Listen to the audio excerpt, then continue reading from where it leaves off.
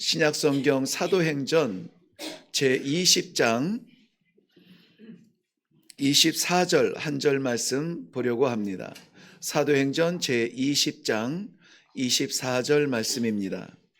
찾으셨으면 우리 한 목소리로 같이 읽겠습니다. 시작. 내가 달려갈 길과 주 예수께 받은 사명 곧 하나님의 은혜의 복음을 증언하는 일을 마치려 하면은 나의 생명조차 조금도 귀한 것으로 여기지 아니하노라. 아멘. 이 시간에 시온 성가대 하나님께 찬양 올려드리겠습니다.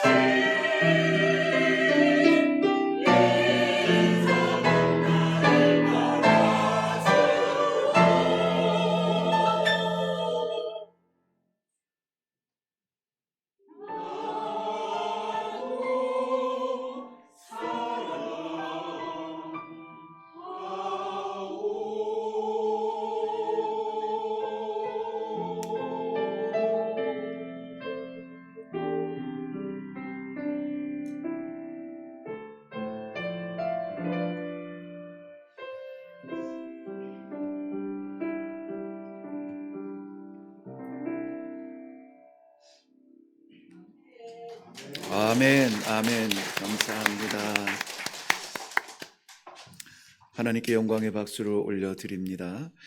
오늘 우리 라오스 선교 방문팀 파송 예배에 특별히 말씀을 전해주시는 선교사님은 필리핀 북부의 부족 수빅 북부의 부족 사역을 25년 사역하시고 이제 대한예수교 장로회 총회세계 선교회 GMS 지금 2,500여 명의 선교사님과 100여 국가에 파송된 사역을 담당하시는 사역 원장 되시는 김성영 선교사님이십니다.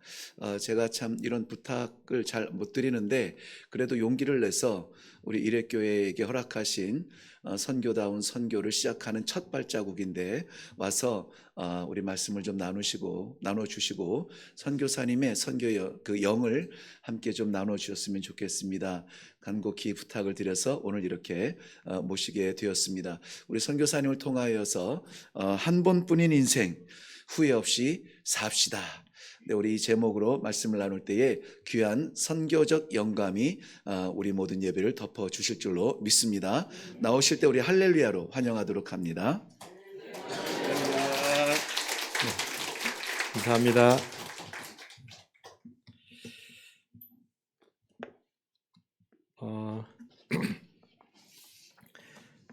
저는 이제 60대 중반이 됐는데요. 그렇게 안 보이시죠?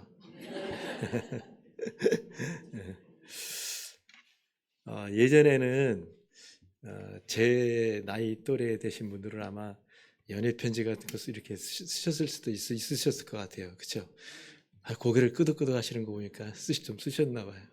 근데 편지 쓰다가 틀리면은 지우고 다시 쓸 수 있잖아요. 요즘에는 카톡 많이 보내죠? 네, 저도 매일 카톡을 많이 보내는데, 이게 왜 이러지? 이게 뭐지? 끌까요? 네. 어느 손주가 할머니 생신날 오래 사시라고 카톡을 보냈대요. 할머니 오래 사세요. 이렇게 보냈어야 되는데 잘못해가지고 할머니 오래 사시네요. 이렇게 보낸 거예요. 할머니가 어떻게 했어요? 엄청 서운하셨겠죠? 네. 그런데 오래 사네요. 이거를 다시 쓰면 돼요. 할머니 오래 사세요. 이렇게 다시 쓰면 돼요. 그런데 카톡도 편지도 그림도 틀리면 다시 쓰고 다시 그리면 되는데 다시 할 수 없는 게 있어요. 그게 뭘까요? 우리 인생이에요, 인생. 우리가 60년, 70년을 살았지만 되돌아보면 후회되는 게 많잖아요. 다시 내가 젊을 때로 돌아갈 수만 있다면 나 절대로 그렇게 안 살 거야. 다짐하고 또 다짐하지만 그렇게 될 수 있을까요? 없어요. 그래서 인생이 참 서글픈 것도 같아요. 다시 돌아갈 수만 있다면 내가 다시 젊을 때로 돌아가 예수 정말 더 잘 믿을 걸. 요즘에 성경 보려니까 눈 어두워서 성경을 또 안 보여요. 성경이. 그렇죠? 눈 밝을 때 성경 좀 많이 볼 걸. 전도 못한 게 또 후회가 돼. 정말 말 잘할 때 정말 전도 많이 할 걸. 그런데 그렇게 못해요. 후회하는 게 너무 많아요. 그런데 다행인 것은 다시 시작할 수 있다는 것. 하나님께서 우리에게 다시 시작할 수 있는 그런 기회를 주셨어요. 오늘 이제 요 말씀이 이제 끝나고 나면 다 교회 문을 열고 나가실 텐데 오늘부터 다시 시작하시면 돼요. 오늘부터.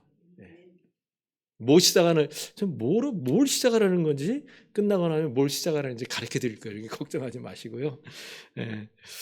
그래서 오늘 말씀의 제목을 그렇게 한번 생각해 봤습니다. 우리 인생이 한 번밖에 없잖아요. 한 번뿐인 인생. 얼마나 남았을지는 아무도 몰라요. 뭐 젊었다고 오래 사는 것도 아니고 연세 드셨다고 짧게 사는 것도 아니에요. 하나님이 주시는 대로 사는 거예요. 그렇지만 한 번뿐인 인생이지만 우리 한번 후회 없이 그 남은 인생 열심히 살아보자 하는 말씀으로 함께 나누려고 그래요. 자, 이게 이게 좀 이상해요. 뭐 이상하면 안 해도 돼. 자, 우리나라 역사를 보면요, 지금부터 140년 전에 많은 서양 사람들이 들어왔죠. 근데 이분들이 다 젊고 유능한 사람들입니다. 학벌도 뭐 최고의 학벌이고, 또한 그뿐만 아니라 거의 뭐 학교에서 공부를 해도 수석하시는 분들, 남보를 것이 없이 살아갈 수 있는 그런 분들이 많이 들어오셨어요. 대부분 20대 후반에서 30대 초반 되는 분들이 많이 오셨습니다. 돈 벌기 위해서 온 것도 아니고 단 한 가지, 오직 예수 그리스도를 전해주기 위해서 이 땅에 오신 거예요. 이분들이 선교사님들이잖아요. 이분들 가운데 145명의 선교사님들이 지금 저 마포 양화진이라는 한강변에 잠들고 계십니다. 제가 몇 번 그곳에 가본 적이 있는데, 언젠가 이제 그곳에 가서 거기 가면 그 선교사님들의 묘비들이 있거든요. 뭐 몇 년도에 나서 몇 년도에 잠들다. 됐습니다. 이렇게 저 묘비들이 다 있어요. 저 묘 앞에 가면은. 근데 저 묘비에 보면은 어떤 분들은 뭐 평소 선교사님이 좋아했던 성경 구절도 써 있고, 어떤 분들은 선교사님의 마지막 유언 같은 말들이 거기 써 있습니다. 선교사님들 묘역을 둘러보다가 제 눈이 어느 선교사님 한 분 묘비에 딱 머물렀습니다. 여기 루비 캔드릭이라는 선교사님이신데, 이분이 한국에 오신 지 8개월 만에 하나님의 부르심을 받았습니다. 26살 나이에 언어 공부하다가 전염병에 감염돼서, 뭐 지금 같으면 뭐 아무것도 아닌 거예요. 요즘 같으면 뭐 감기 정도, 뭐 이 정도인데 그냥 전염병에 감염돼서 하나님의 부르심을 받았습니다. 이분의 묘비에는 이런 글이 써 있었습니다. 만일 내게 1000개의 생명이 있다면 나는 그 1000개 모두를 조선을 위해 바칠 것이다. 여러분, 감동이 없습니까? 한국 사람도 아니고 서양 사람인데 자기의 모든 생명을 다 조선을 위해 바치겠다. 한 번뿐인 인생이지만 그 한 번뿐인 인생을 조선을 위해 바칠 것이다. 양화진 선교사 묘역에는 태어난 지 하루 만에 하나님의 부르심을 받은 갓난아이부터 80대 후반까지 많은 그 145명의 선교사님들이 지금도 잠들어 계신데, 이 선교사님들 중에 특별히 젊은 나이에 풍토병, 전염병으로 소천하신 분들이 여러 명 계십니다. 왜 선교사님들이 인생의 가장 황금기를 당시의 세계에서 가장 가난하고 최악의 환경이었던 이 조선이라는 나라에 그분들의 생명을 드렸을까요? 우리는 성경에서 그 해답을 찾을 수가 있습니다. 그분들의 가슴 속에는 예수로 가득 차 있었어요. 옛날에 우리 그런 부흥 강사님들의 소리를 많이 들었죠. 최건능 목사님. 찔리기만 하면 뭐가 나왔다 그랬어요? 예수천당, 불신지옥. 그래서 일본 순사가 때리다가 지쳐가지고 너는 왜 맞기만 하면 예수천당 소리 하냐 그러니까 내 안에는 뭐로 가득 차 있다고요? 예수로 가득 차 있다고. 여러분 옆에 사람 찔러보세요. 무슨 얘기 나와요? 아야 소리가 나오지. 그렇죠? 우리 안에 뭐가 충만해야 된다고요? 예수로 충만하니까. 다른 말로 하면 예수에 미쳤다. 예수에 미쳤다는 거죠. 여러분, 예수로 가득 찬 사람은 찔리면 예수밖에 나올 수 없듯이 예수에 미친 사람도 죽음도 두려움과 공포 이런 것들이 없어요.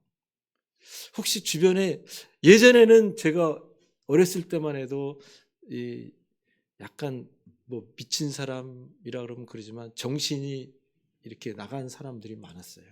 그런 분들이 막 돌아다녔어요. 이렇게. 뭐 그때는 정신병원 같은 거 별로 없었을 때니까. 근데 그분들 중에 막 울면서 다니는 사람 보셨어요, 혹시? 보셨어요? 제가 살았던 동네에도 그런 분이 있었거든요. 근데 저는 그분이 우는 거 한 번도 못 봤어요. 항상 웃고 다녀요. 왜 그럴까요? 미쳤으니까. 근데 예수에 미친 사람들도 표정이 그렇다는 거예요. 표정이 밝아요? 우울해요? 밝아요. 여기 계신 분들 다 밝잖아요. 왜 그럴까요? 예수로 가득 차 있으니까. 예수로 충만한, 예수에 미쳤기 때문에 그런 거죠. 사람들은 세상에서 목숨이 제일 소중하다고 말합니다.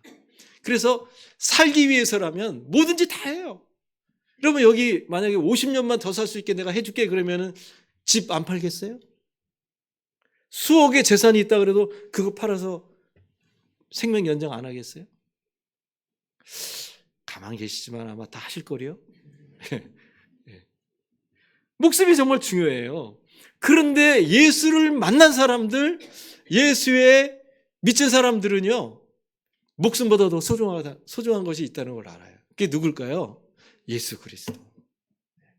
그게 예수만 있으면 된다는 거예요. 예수만 있으면.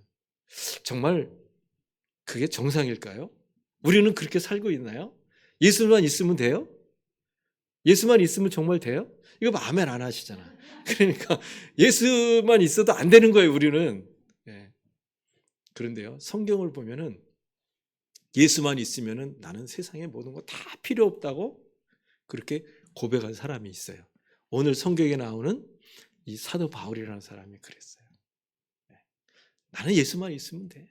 그러니까 매를 맞아도 돌에 맞아도 굶어도 바울의 얼굴에는 뭐가 있었어요? 기쁨이 있었잖아요. 감사가 있었고. 그렇게 한평생 그렇게 산 거예요. 예수만 있으면은 나는 된다고. 여러분 예수만 있으면 된다고 생각하는 사람들에게 뭐가 중요하겠어요? 좀 못 먹으면 어떠고 남들보다 좀 약간 못 살면 어때요? 그냥 예수로 가득하면 얼굴에 기쁨과 행복이 가득한데 이게 바로 뭡니까? 복음의 능력이라는 거죠. 누가 사도 바울을 그렇게 바꿔놨어요? 바로 복음이 그렇게 복음이 예수 그리스도의 복음이 사도 바울의 가슴속에 꽉 박히니까 삶이 바뀌는 거예요. 그래서 누구든지 이 복음을 제대로 듣기만 하면은 반드시 변화되게 되어 있습니다. 안 변하면 그 사람이 가짜이든지 복음이 가짜이든지 둘 중에 하나예요. 그런데 나는 가짜일 수 있지만 복음이 가짜일 수 있어요? 복음은 가짜일 수 없어요. 복음은 살아있는 하나님의 말씀이기 때문에 절대로 가짜일 수가 없어요. 사람은 얼마든지 겉으로는 믿는 척 할 수 있습니다. 예수를 믿어도 진짜 그리스도인이 아니라 하나의 종교인으로 살아갈 수가 있습니다. 그러나 복음은 하나님의 말씀이기 때문에 가짜일 수가 없는 거예요. 그래서 복음을 듣고 변화돼서 예수의 생명이 그 안에 자리 잡은 사람은 절대로 믿는 척 할 수 없습니다. 여러분 예수의 생명이 막 가슴속에 막 뛰는데 점심 먹으면서 기도하는 척 할 수 있을까요? 못해요. 막 마음속에 예수를 전하라고 하는데 참고 억누를 수 있을까요? 못해요. 예수를 말하지 않고는 입이 근질근질해서 견딜 수가 없어요. 진짜 예수 믿는 사람, 그런 삶을 산다는 거죠. 그래서 복음을 듣고 변화된 사람은 절대로 인생을 헛되게 살지 않습니다. 하루하루를 인생의 마지막인 것처럼 사는 거예요. 여러분 내 인생에 하루만 남았다고 생각해 보세요. 내가 지금처럼 살 수 있나? 절대로 그렇게 못 살 거예요. 멋있게 샀을 거래요. 사람들 다 불러 모아놓고 마지막 잔치라는 것이 아니라 마지막으로 할 말 하라 그러면 무슨 말 할까요? 예수 잘 믿으라고 그 말 할 거예요. 왜? 내 안에 예수로 가득 차 있기 때문에. 예전에 제가 로마에 가본 적이 있는데요. 로마에 가면은 로마 시내에 저 바울이 갇혔던 감옥이 있습니다. 지금도 거기 가면 뭔가 이렇게 좀 축축한 그걸 느끼거든요. 그런 기운을 느끼거든요. 근데 옛날에 바울이 갇혔을 때는 저게 아니에요. 지금 저렇게 잘 꾸며놓은 거예요. 근데 12월 달에 굉장히 로마가 좀 춥습니다. 근데 저 축축한 감옥에 바울이 2년을 갇혀 있었지만 바울이 저 감옥에서도 끊이지 않게 반복적으로 한 행동이 하나 있습니다. 그것은 예수 그리스도를 끊임없이 전했다는 거예요. 로마의 권력이 바울을 저 감옥에다 가둬놨지만 바울을 결코 막을 수 없었어요. 그게 바로 뭡니까? 복음의 열정을 막을 수가 없었어요. 세상이 나를 힘들게 할지라도, 나에게 고난을 줄지라도 내 안에 예수로 가득하면 나는 어떤 환경 속에서도 잠잠할 수 없어요. 내 입술에서 뭐가 나와요? 예수가 나오는 거예요. 이게 진짜 그리스도인이라는 거죠. 여러분 어떻습니까? 먹고 살기 힘들어. 나 요즘 몸이 안 좋아. 좀 쉬어야 되겠어. 예배의 자리에 나오지 않고 또 그냥 집에서 편하게 앉아서 유튜브로 예배드리고, 혹시 그러시진 않습니까? 내 삶이 어렵다고 내 입술을 닫고 전도하지 않습니까? 그렇다면 내 안에 복음의 능력이 사라지고 있는 거예요. 복음의 능력이 있는 사람은 절대로 그런 삶을 살 수 없다는 거죠. 이 사도 바울이 이곳에서 나와서요, 이제 순교하는 순교지로 이제 옮겨지거든요. 한 로마 시내에서 한 30-40분 정도 차를 타고 가면은 저 교회가 있습니다. 바울이 이제 저기서 순교를 하는데요. 저 교회 이름이 새 분수교회라 그래요. 분수, 이렇게 분수, 물 터져 나오는 분수 있잖아요. 왜냐하면 바울이 이제 참수를 당하는데 목이 잘려서 죽잖아요. 근데 그때 바울의 목이 3번 튀겼다 그래요. 텅텅텅 튀겼는데 바울의 목이 떨어지는 곳마다 분수가 터져 나왔다. 그래서 새 분수교회라 그래요. 저기 가면은 요 바울이 갇혔던 또 감옥이 있어요. 제가 이렇게 보니까 바울이 다리 뻗고, 바울은 저보다 키가 작았어요. 그러니까 제가 딱 보니까 저는 다리 뻗고 잘 수가 없는데, 뭐 바울은 아마 저기서도 굉장히 불편하게 살았을 거예요.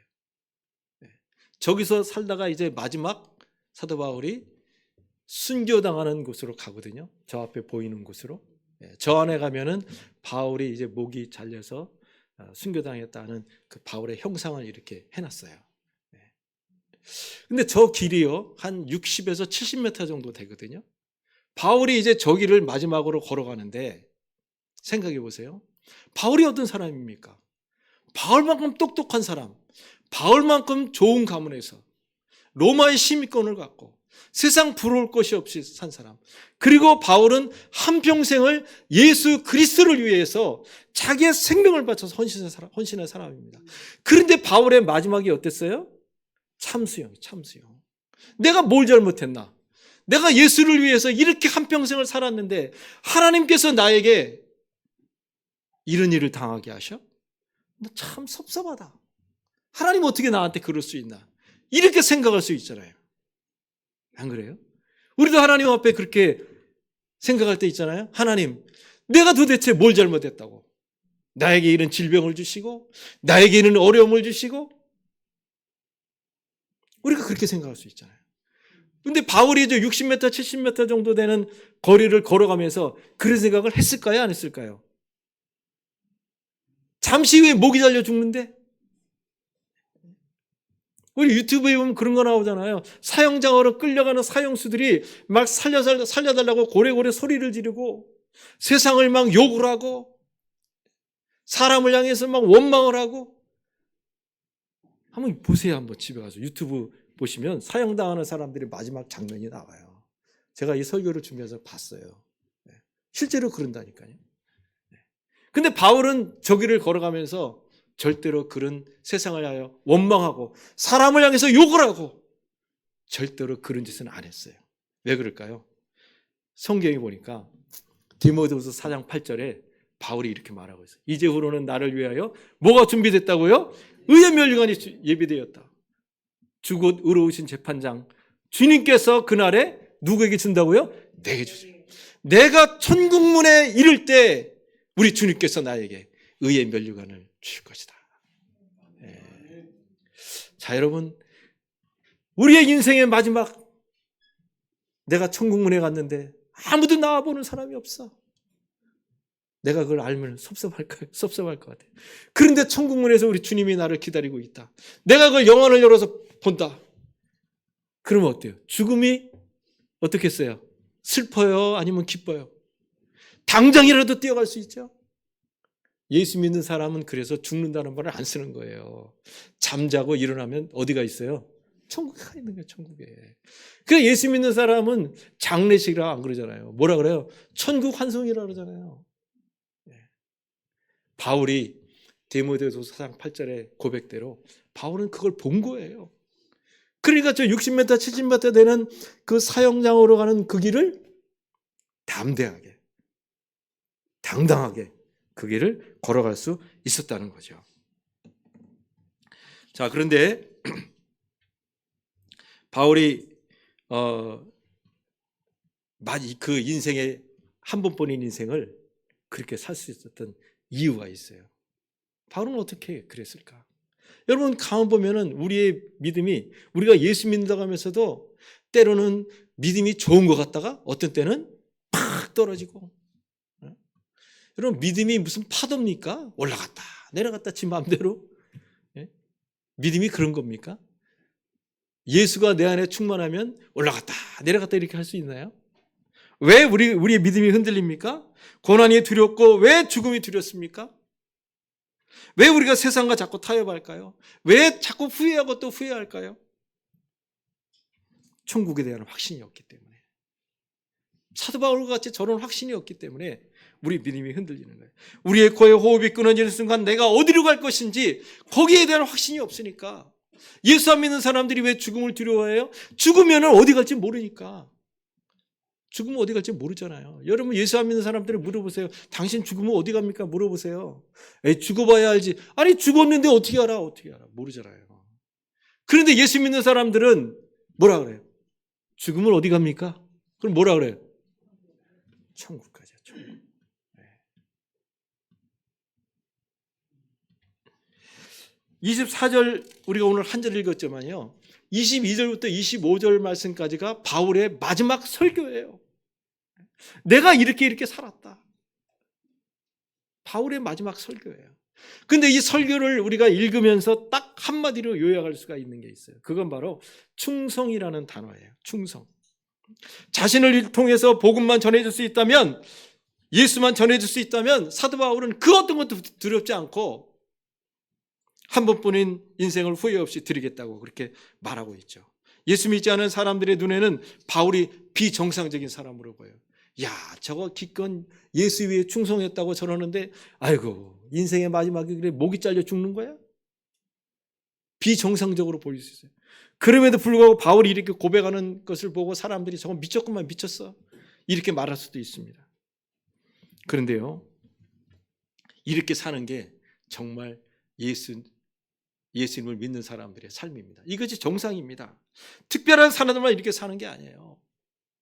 저 같은 선교사나 목사님들이나 그런 분들만 이렇게 사는 게 아닙니다. 전도사를 받은 사람만 전도하는 게 아닙니다.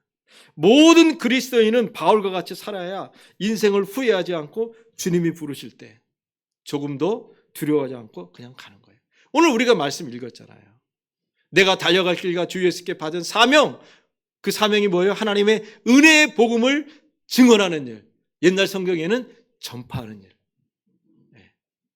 이거를 마치려면 나의 생명을 조금도 귀한 것으로 여기지 아니한다.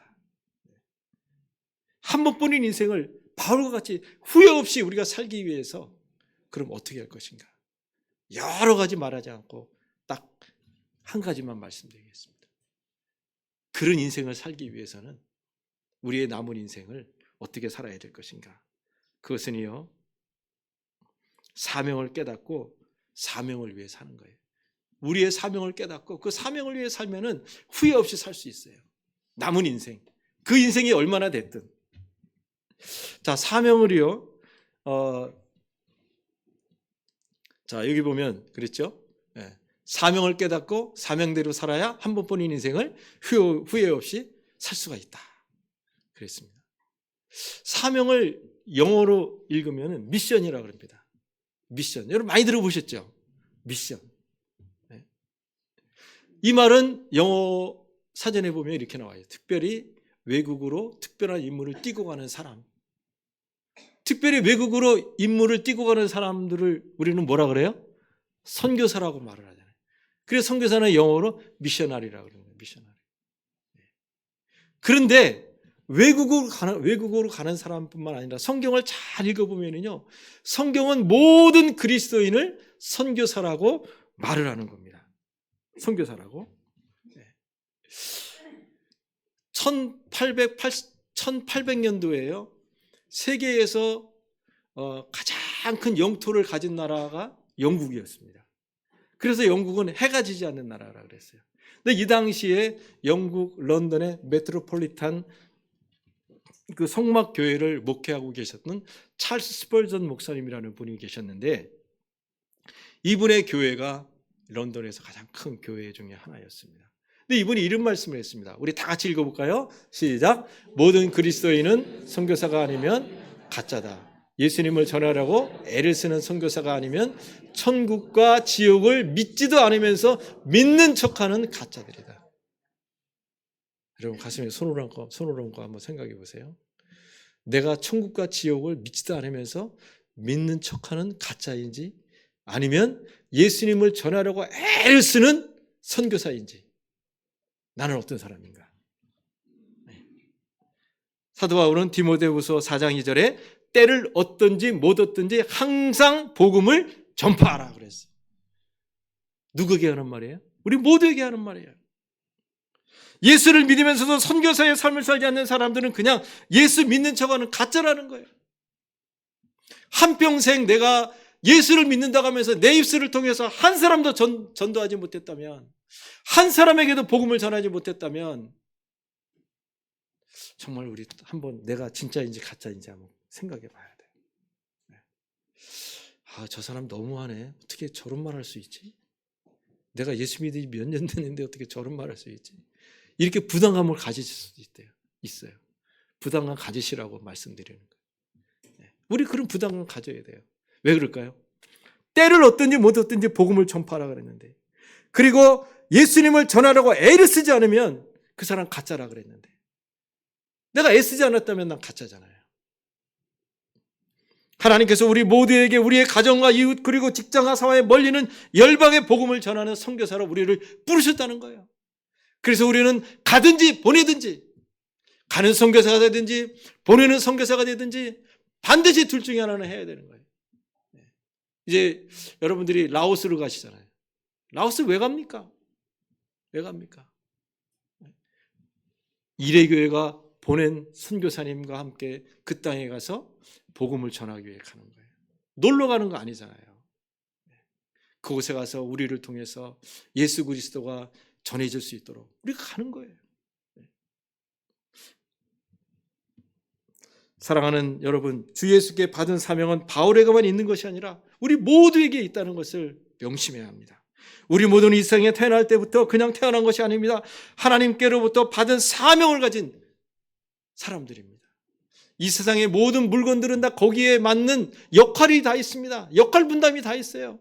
이 마이크가 지금 이렇게 성능이 좋아서 막 제 말을 크게 여러분들에게 들리게 하지만 마이크가 꺼져 있어요. 그러면 이건 뭐예요? 소용이 필요가 없어요. 갖다 버리는 거예요.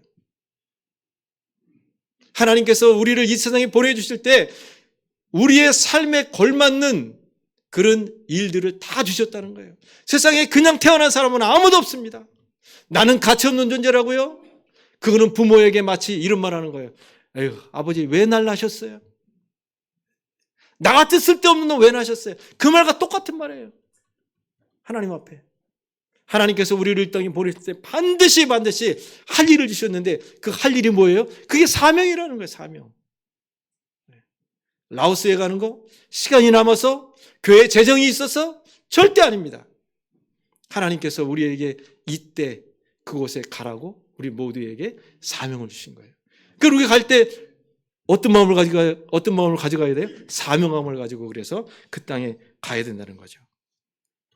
여러분, 세상에 제일 불쌍한 사람들이 어떤 사람들일까요? 마지못해 사는 거예요.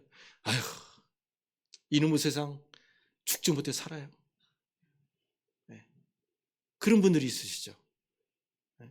부모 앞에서 한숨 푹푹 쉬면서 아버지, 나 그냥 마지못해 살아요.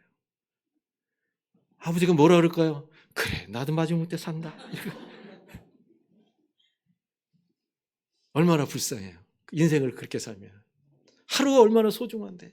하나님이 주신 이 하루가 얼마나 소중한데. 예? 이 하루가 내 인생의 마지막이라고 생각한다면 내가 그렇게 살 수 있을까? 사명감이 있는 사람은 하루를 어떻게 산다고요? 그 하루가 내 인생의 마지막 날인 것처럼 그렇게 사는 거예요. 그 열심히 사는 거예요. 예수 잘 믿는 사람들은 어떻게 살아요? 그러니까 하루를 절대 허투루 보내지 않습니다. 최선을 다해 사는 거죠. 나를 위해서가 아니라 예수 그리스도를 위한 그 사명을 감당하기 위해서 정말 열심히 사는 거예요. 예수 잘 믿는 사람들은 얼굴이 다르잖아요. 삶의 생활 태도가 다르잖아요. 그래요, 안 그래요? 시장에서 장사라든지 직장 생활하든지 그 사람의 모습을 보면은 저 사람 예수 믿는지 안 믿는지 뭘 보고 알 수 있어요? 뭐 말은 뭐 누구든지 뭐 솔직히 우리끼리 얘기지만 예수 믿는 사람처럼 말 잘하는 사람들이 어디 있어요? 그런데 삶을 보면 어때요? 삶을 보면 월요일부터 토요일까지 예수 믿는 사람 별로 없는 것 같아요. 그렇게 살지 못하니까. 삶이 복음이 돼야 되는데 삶이 복음이 안 되니까. 그런데요, 사명을 알고 사명을 깨달은 사람은 삶이 복음이에요. 그 사람 보면 예수 믿고 싶어져요. 그렇게 살아야지. 그렇게 살아야지. 이래교회 성도님들이 다 그런 분들이 되시길 바랍니다. 어느 교회 다니세요? 어느 교회 다니세요? 나 거기 가고 싶어요. 이렇게 돼야지 정상이지. 예? 어느 교회 다니세요? 이래교회 다녀요. 안 가요. 이렇게 되면 안 되잖아요. 그렇죠? 제가 필리핀에서 이제 사역할 때 간지 이제 딱 3년이 됐을 때 우리 그 필리핀의 한 형제가 저를 데리고 1991년도에 화산이 터져서 많은 사람들이 목숨을 잃은 피나투포 산이라는 곳으로 저를 데려갔어요. 거기 갔더니 타잔 시대에 나오는 사람들이 거기 살았어요. 원주민들이 거기 살아요. 원주민들이 운막 같은 이제 집을 짓고 거기 살았어요. 저 머리를 보세요. 저게 절대로 파마한 머리가 아닙니다. 저게 자연 머리입니다. 자연 머리. 저런 분들이 산에 살았어요. 조그마한 운막 같은데 집을 짓고 식구 5명, 6명 막 이렇게 이제 집을 짓고 사는 거예요. 저분들이 사는 집이 저 뒤에 보이는 집 있죠. 저런 집이에요. 뭐 벽도 없고 위에는 야자수입으로 엉키설키. 저 땅바닥에는 개도 있고요, 돼지도 살고 닭도 살고 그렇게 사는 거예요. 근데 이제 저분들을 보고 제가 산에서 이제 내려올 때 하나님께서 저에게 주신 그 제가 선교제 나가게 해주신 3가지 비전 중에 하나, 원주민 공동체를 만드는 그런 꿈이 생각나게 하셨어요. 그 저분들을 위해서 이제 집을 지어주고 교회를 짓고 유치원을 짓고 한 마을을 만들었습니다. 6,000평 땅을 사가지고 한 마을을 만들었어요. 망고나무 150그루를 심고 그렇게 원주민 공동체를 만들고 저분들에게 이제 산에서 17가정을 데리고 내려왔거든요. 한 애들까지 다 하면 한 90명 정도 내려왔어요. 근데 저분들에게 집을 주면서 제가 한 가지를 딱 요구를 했습니다. 그것은 주일날 예배를 드리라. 예배 드리라. 다른 거 아무것도 안 해도 괜찮아. 주일날 예배만 드리면 된다고. 그러면 집 줄 테니까. 그래서 이제 데리고 내려온 거예요. 근데 저분들은 화전민들이기 때문에 막 사는 사람들. 그러니까 뭐 달력도 없고 시계도 없으니까 자기 나이도 모르고. 근데 저분들의 평균 연령대가 50이라 50. 50대는 그냥 다 죽는 거예요. 근데 제가 어느 날 이제 저분들을 그렇게 산에서 데려내려서 집도 주고 뭐 교회 예배도 드리게 하고 때는 먹을 걸도 주고 옷도 주고 했는데 가만 생각해보니까 어느 날 제가 자선사업가처럼 느껴져요. 자선사업가. 여러분 자선사업은 그런 거 하는 거잖아요. 사람들에게 뭐 이렇게 뭐 옷 나눠주고 뭐 먹을 거 나눠주고 뭐 이런 거 하는 거잖아요. 근데 하나님께서 어느 날 제 마음속에 그렇게 해서는 안 된다는 마음을 주셨어요. 이분들에게 생명의 복음을 전하라는 그런 강한 그런 마음을 주셨어요. 그래서 그때부터 설교 시간마다 복음을 전했습니다. 생명. 예수 그리스도가 당신의 구세주라고. 예수 믿으면 복 받는다. 뭐 순복음 사람들만 좋아할지 모르지만 예수 믿으면 복 받아요, 안 받아요? 저는 근데 그 복이 물질의 복이길 원했어요. 왜냐하면 너무 못 살았으니까. 너무 못 사니까. 그리고 나서 22년이 지났습니다. 어떻게 달라졌을까요? 자, 어떻게 달라졌어요? 이제는 좀 멀쩡해지지 않았나요? 네. 그렇죠. 복음의 능력. 네. 복음이 그 사람 속에 들어가면 게으르고 나태한 삶이 변화되고요. 그리고 하나님께서 하늘의 복을 그들에게 주십니다. 산에서 내려올 때는 보따리 하나 가지고 내려왔지만 지금은 그들의 집에 가면 TV도 있고 옷도 달라졌고, 옷 달라졌잖아요. 얼굴도 달라지고 표정도 달라지고. 예수 믿으면 저런 역사가 일어난다는 거예요. 누가 저렇게 했습니까? 하나님이 저렇게 하신 거죠. 사명을 받은 사람은요, 나 이거 할 수 없어, 이건 할 수 있어, 그렇게 말하지 않습니다. 하나님께서 제 마음속에 저 사명함을 다시 일깨워 주셨을 때, 하나님, 제가 돈이 어디 있어요? 제가 아는 사람이 누가 있어요? 하나님, 저 지금은 할 수 없어요. 그렇게 말했다면 저거 못했을 거예요. 근데 하나님께서 이미 돈도 준비시켜 주시고 사람도 준비시켜 주시고 다 준비시켜 주셔서 할 수 있게끔 하시는 거예요. 그러니까 하나님이 하라는 거 하면은 어떤 걸 보게 돼요? 하나님의 기적을 보는 거예요. 사명감을 하나님께서 불러 넣어줬을 때, 누구에게 전도하러 갔을 때 내가 가기만 하면 무슨 역사가 일어나요? 하나님의 기적을 보는 이런 역사가 일어나게 된다는 거죠. 그래서 스펄전 목사님이 그런 말을 한 거예요. 그 교인들에게 모든 그리스도인은 선교사가 아니면 가짜다. 그러니까 당신을 나가서 전하라는 거예요. 그러나 교회가 그렇게 크게 부흥된 거예요. 교회가. 세상에는 진짜인데도 가짜처럼 살아가는 사람들이 있습니다. 가짜인데도 진짜처럼 행세하는 사람들이 있습니다. 자, 그런데 보세요. 가짜가 진짜가 될 수 있어요, 없어요? 못 돼요. 진짜는 가짜처럼 살 수 있어요. 그런데 어느 날 내가 알고 보니까 백조네 하는 거하고 똑같은 거예요. 내가 보니까 진짜예요, 진짜. 그럼 가짜인 게 얼마나, 가짜인 것처럼 살아온 게 얼마나 후회되겠어요. 그래서 예수 믿는 사람들이 후회하는 거예요. 내가 원래부터 진짜였는데 가짜처럼 살았다니까요. 여러분은 어때요? 여러분은 진짜입니까? 가짜입니까? 아, 진짜인지 가짜인지 아직도 모르시네요. 네. 로마에 가면요, 콜로세움이라는 거 보셨어요? 혹시 가보신 분 있으시죠? 네. 저게 대지가 7,300평입니다. 저 콜로세움이 있는 데가. 저게 4층입니다. 그리고 저기 관중이 몇 명 들어갈 수 있냐면 7만 명이 들어갈 수 있습니다. 네. 매일 밤 결투가 벌어지고, 또한 굶주린 사자를 집어넣고, 왜? 예수 믿는 사람들 뜨더라고. 사람들이 막 사자가 달려갈 때 우와 하고 환호성을 합니다. 누구에 달려갈 때? 예수 믿는 사람한테 달려갈 때. 그런데요, 사자가 예수 믿는 사람한테 확 달려들 때, 그리고 사자가 막 달려갈 때 저 7만 명의 사람들이 예수 믿는 사람들의 얼굴을 봅니다. 저것들을 어떻게 죽나? 저것들은 어떤 모습일까? 오늘 마치 예수 믿는 사람들이 우리를 보고 저것들 어떻게 사나? 이거 똑같아. 그런데요, 그들의 얼굴에 두려움이 있을까요? 없어요.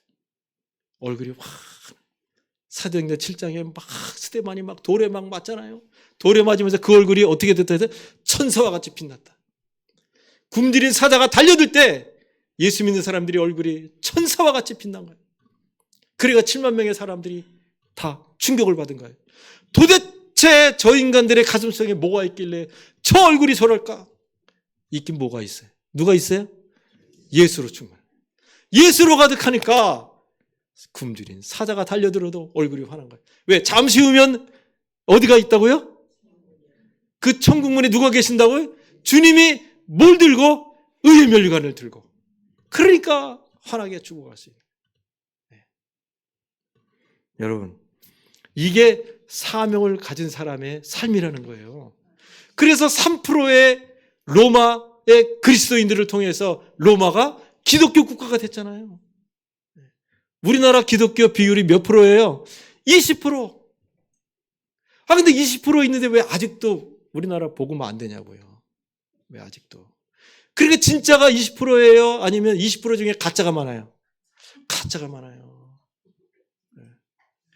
아이고, 나도 거기 속하면 안 되는데 그러지 마시고 내가 진짜가 되면 되는 거예요. 내가 진짜가. 네? 자, 말씀을 마치겠습니다. 우리나라는 요즘에 세계 10대 선진국에 이제 들어갔다 그랬잖아요. 굉장한 나라잖아요. 그렇죠? 네. 근데 140년 전에 우리나라는 아프리카의 한 나라, 우리나라, 세계에서 꼴찌, 세계에서 가장 가난한 1, 2등 나라. 우리나라가 꼴찌에서 둘째였다 그래, 그 당시. 근데 이런 나라에 누가 오셨어요? 선교사님들이 오셨어요. 오셔가지고 교회 짓고 학교 짓고 병원 짓고 왜 지었을까요? 뭐 하려고 지었어요? 예수 전하려고, 예수 전하려고. 그 엄청난 물질을 가지고 우리 조선을 위해서 예수 전하려고 생명을 드리고 물질을 드리고 그런 거예요. 선교사님들이 바로 그런 사람들이에요. 여러분들이 라오스에 엄청난 물질을 가지고 아마 갈 겁니다. 왜? 단기 선교는 돈이 많이 드는 거예요. 왜 갑니까? 뭐 하려고? 예수 전하려고. 오직 한 가지. 그거 하려고 가는 겁니다.